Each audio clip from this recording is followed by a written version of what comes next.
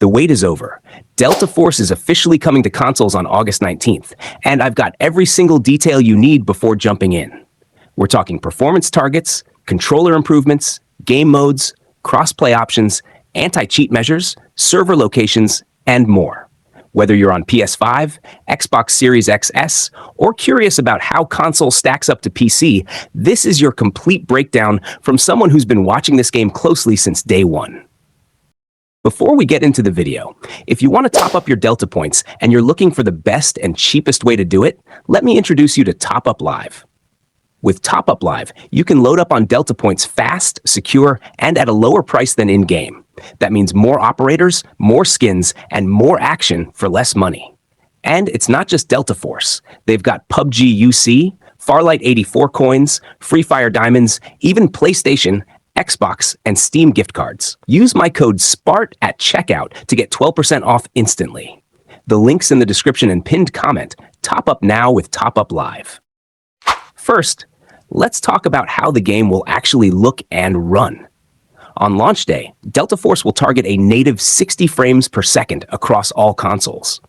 On PS5 and Xbox Series X, you'll be getting a crisp 1440p resolution, while Series S will run at 1080p. If you're chasing even higher frame rates, the devs are exploring a dedicated performance mode that could drop later this year. And yes, they've confirmed that an FOV slider will be available at launch, so you can finally tweak your field of view exactly how you like it. Now, let's move into the content you'll actually be playing. At launch, console players are getting 3 major modes right out of the gate. Warfare mode will bring over all the maps and weapons currently in the PC version. Operation mode will be identical to the latest PC build, with every operator, map, and weapon available from day one. And then there's Black Hawk Down, launching as a completely free DLC for all console players, adding a whole new layer of gameplay from the start. And speaking of content, that leads perfectly into how your progress will carry over. One of the biggest wins for this console launch is full cross-progression across console, PC, and mobile. Your stash, your operators, your levels, your weapons, it all follows you no matter where you play. And when it comes to crossplay, the devs made the smartest move possible by giving players control. You can go full crossplay with PC and console players in the same lobbies, or you can choose console-only matchmaking for a pure controller versus controller experience. This is especially important for Operation mode, where the PC's mouse and keyboard advantage can be massive.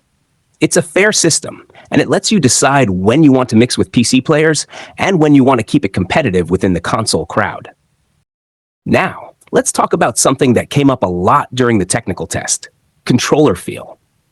The devs have been listening closely to feedback and are rolling out major improvements based on that data. Aim Assist is getting a full optimization to make shooting smoother and more consistent across both main modes. Movement with the analog sticks is also being refined. No more stiff, robotic inputs. You'll be able to control your walking and running speeds naturally, and silent walking will be as simple as easing the stick slightly. Partial analog support will be ready at launch, with full 360-degree analog movement coming in a future update. Custom key bindings are already possible, letting you map both single and combo keys. And the logic behind those bindings is being cleaned up so they work better across different setups. Inventory navigation is getting a huge upgrade too, with smoother menu movement and shortcut keys to make looting faster. Even interacting with objects will feel snappier, as they're switching from long press to short press actions, with the option to choose your preferred method in a future patch. These changes might sound small individually, but together they completely change how natural and responsive the game feels on a controller. During the technical test, many players also noticed a lot of bots filling up matches. The devs clarified that bots were only there to help matchmaking during the test phase. At full launch, the majority of your teammates and enemies will be real players. And to make sure everyone gets the best possible connection, they're rolling out servers worldwide, including Africa and the Middle East. So no matter where you are, you can expect a stable experience. And that ties directly into the next big point: fair play. The dev team is going hard against cheating, especially on PC, and they're also cracking down on console players using mouse and keyboard converters to gain an advantage. Anti-cheat measures are already in place to detect and punish unfair setups. If official mouse and keyboard support ever comes to consoles, those players will be forced into PC lobbies to keep matches fair. On top of all that, the game will launch with full localization in multiple languages: English, Chinese, Russian, Japanese, Spanish, French, German, Korean, Arabic, and more, making it accessible to players all over the world from day one. That's the full rundown on what's coming to Delta Force for consoles this August 19th. From new modes and controller upgrades to global servers and fair matchmaking, the devs are clearly aiming to make this launch as smooth and competitive as possible. I'll be covering more guides, tips, and deep dives as we get closer to launch, so stay tuned.